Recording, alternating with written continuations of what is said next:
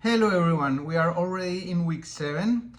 I hope you did great in the exams and that you had no issues completing it. And nothing different that we have seen during the class was included, so I'm sure you did not have any issues. Remember that due date is today by midnight. Please make sure to do it on time, else you know what happens with your grade when you start like getting late.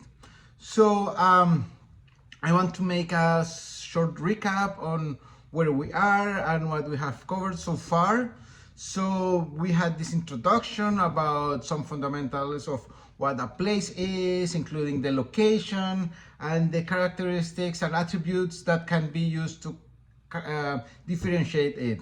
So as the Arch Daily article mentioned, there are these views, signage, pools, murals that were used to distinguish these places in the cities. That doesn't mean these are the only characteristics important of a place. This is very focused on architecture, but of course different fields and purposes would distinguish or make other attributes important.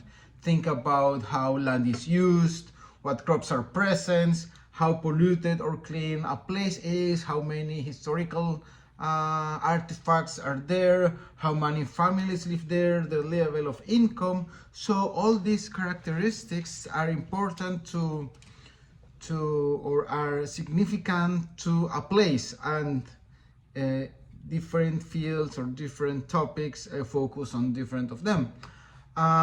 We also had an introduction to very powerful yet easy to use tools, Story Maps and Google Maps.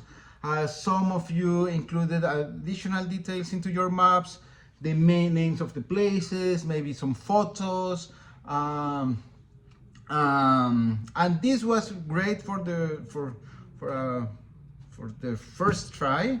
But of course, there is a lot more that can be said about any location, and there are a lot of customization options that can make your maps more informative and pleasant to use.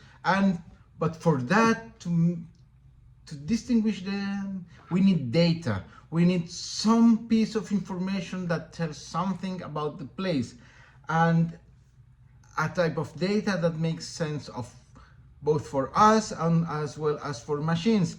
And this is where we are going now during this second part of the course. So as I have already mentioned to you, maps are visual representations of data. In its most basic form, data just refers to raw, unprocessed facts and figures without any context. And what we will try to do now is to provide this context and convert this raw data into useful information that tells us something about whatever process or location we are going to characterize. And for that, and this of course provides an insight about this place, and for that we are going to use Excel. Excel is a spreadsheet software, one of the most widely popular worldwide, we are going to use it to learn some basics about data management, about how to make queries on it, how to ask questions, organize, filter it, and extract insights from it.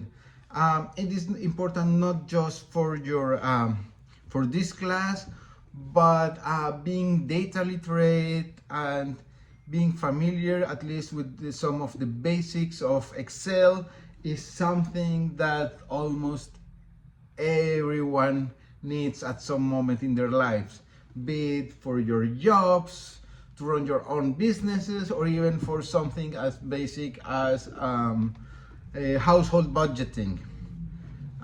So welcome to this week. We are going also to have some sessions on review and explanations.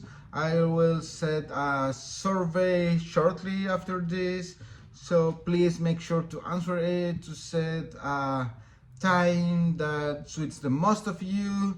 And again, don't hesitate to ask questions and to ask them on time. Good luck and see you soon.